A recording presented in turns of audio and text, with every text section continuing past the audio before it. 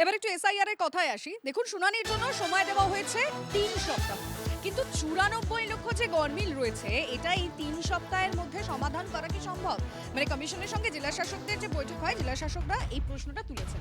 আমার সঙ্গে এই মুহূর্তে অ্যাসিস্ট্যান্ট এডিটর তন্ময় প্রামাণিক রয়েছেন। আমি এই প্রশ্নটাই করতে চাইবো। তন্ময়, কি মনে হচ্ছে ৩ সপ্তাহের মধ্যে এই ৯৪ লক্ষ যা সমস্যা রয়েছে, সমাধান কি এটা সম্ভব হবে? দেখো, বাস্তবভাবে যদি দেখতে যাই আমরা, তাহলে একজন AEROর ক্ষেত্রে প্রতিদিন ১৫০ জনের শুনানি করতে হবে। ১৫০ জন মানুষ তার টেবিলে আসবেন, তাদের নথি দেখাবেন, সেই নথি যাচাই হবে, সেই নথি হচ্ছে যে আপলোড হবে, তারপর সেই মানুষটা চলে যাবেন, পরের মানুষটা আসবেন। এইটা কিন্তু বাস্তব ক্ষেত্রে একেবারেই অসম্ভব, এমনটাই জেলা শাসকরা বৈঠকে কমিশনকে জানিয়েছে বলে আমরা জানতে পারছি। ২ নম্বর হচ্ছে যে তথ্যগত যেগুলো তথ্য যাচাই করা হচ্ছে, অর্থাৎ লজিক্যাল ডিসক্রিপেন্সি বলা হচ্ছে, সেখানে যাদের যাদের তথ্যে গণ্ডগোল রয়েছে, অর্থাৎ জন্ম সার্টিফিকেট হোক বা সেখানকার রেসিডেন্সিয়াল কিছু হোক, অন্যান্য যে সমস্ত বিষয়গুলো রয়েছে, বাবা মায়ের সঙ্গে সম্পর্কে যে নথি রয়েছে, সেই নথিগুলো যাচাই করতে গেলে যে সময় দরকার, ১ নম্বর, কোন নথি যাচাই করা হবে, কোন নথি গ্রহণ করা হবে, কোন নথি গ্রহণ করা হবে না, এটাও এখনও পর্যন্ত পরিপূর্ণ সুস্পষ্ট তথ্য নির্বাচন কমিশন থেকে দেওয়া হয়নি। কিছুটা দেওয়া হয়েছে, কিছুটা এখনও বাকি আছে, এমনটা মনে করা হচ্ছে। সব মিলিয়ে ১লা ফেব্রুয়ারির মধ্যে ৯৪ লক্ষ মানুষের এই তথ্য যাচাই, এটা এক প্রকার অসম্ভব, সেটা জেলা শাসকরা জানিয়েছেন। এখন কমিশন সেটা নিয়ে ভাবছে, কারণ এই যে BLO, তাদের যে ত্রুটিগুলো রয়েছে, প্রচুর পরিমাণে কাজের ত্রুটি রয়েছে, কারণ সেই সময় তাড়াহুড়ো হোক, দায়সারা হোক, অন্য কোনো কারণ হোক, বা ষড়যন্ত্রের যে অভিযোগ উঠছে, যে কোনো কারণই হোক, এই তথ্যগুলো নিয়েও প্রবলেম রয়েছে। ফলে এটা কোথাও একটা কিন্তু প্রশ্নচিহ্নের মুখে দাঁড় করে দিচ্ছে কমিশনকে এবং এই তথ্য যাচাইয়ের গোটা প্রক্রিয়াকে। ধন্যবাদ তন্ময়।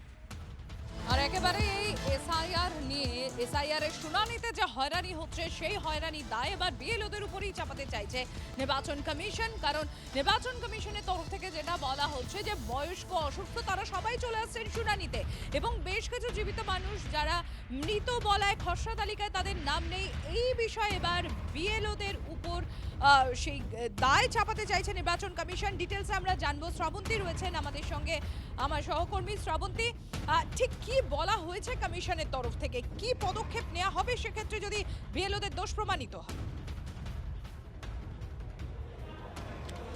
সম্প্রতি এখন দেখা যাচ্ছে বিভিন্ন রাজনৈতিক দলের পক্ষ থেকে বারবার বিএলওদের বিষয়টি সামনে উঠে আসছে, যেখানে দেখা যাচ্ছে যে দীর্ঘ শুনানি, দীর্ঘক্ষণ অপেক্ষা করতে হবে, এরকম জায়গাতেও বয়স্ক মানুষরা তাদেরকে কোলে করে নিয়ে আসতে বাধ্য হচ্ছেন তাদের পরিবারের লোক।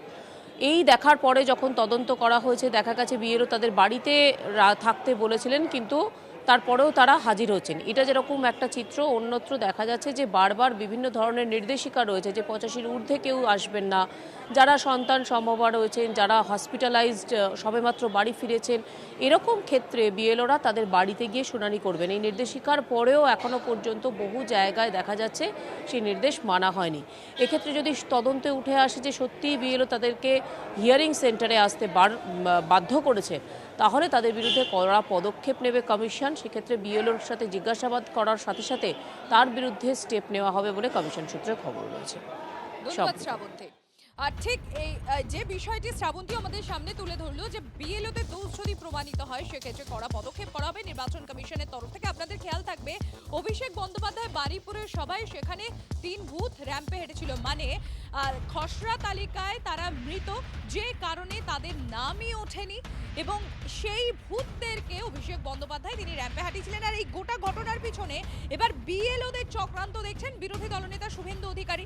তিনি গোটা ঘটনা তদন্ত চেয়ে কড়া পদক্ষেপের দাবি জানিয়েছেন। যুক্ত ভোটার তালিকাকেই খসড়া ভোটার তালিকা বলে, আর ত্রুটিমুক্ত তালিকাকেই ফাইনাল ভোটার তালিকা বলে। আর যদি নিচে যাই, তাহলে ভ্যানিশ কুমার আর জ্ঞানেশ কুমার যাই বলুন না কেন, এর তো কোনো রোল নেই। বিএলও কে দিয়েছে?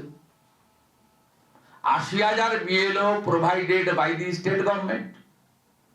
স্টেটের অ্যাডমিনিস্ট্রেটিভ চিফ কে? মমতা ব্যানার্জি। চিফ সেক্রেটারি কে ছিলেন? মনোজ পন্থ। আপনারা যে লিস্ট দিলেন, আমি বলবো তৃণমূলের বিএলও ইচ্ছা করে ওই ৩ জনকে মৃত দেখিয়েছে, সমগ্র নির্বাচন কমিশনকে কালিমালিপ্ত করে এসআইআর প্রক্রিয়াকে প্রশ্ন চিহ্নের সামনে দাঁড় করানো যায়, এই চক্রান্ত ৩ জন বিএলও করেছেন। এবং এই ৩ জন বিএলওর সঙ্গে তৃণমূলের যোগাযোগ আছে। আর এই চক্রান্তের চিত্রনাট্য আইপ্যাকের তৈরি।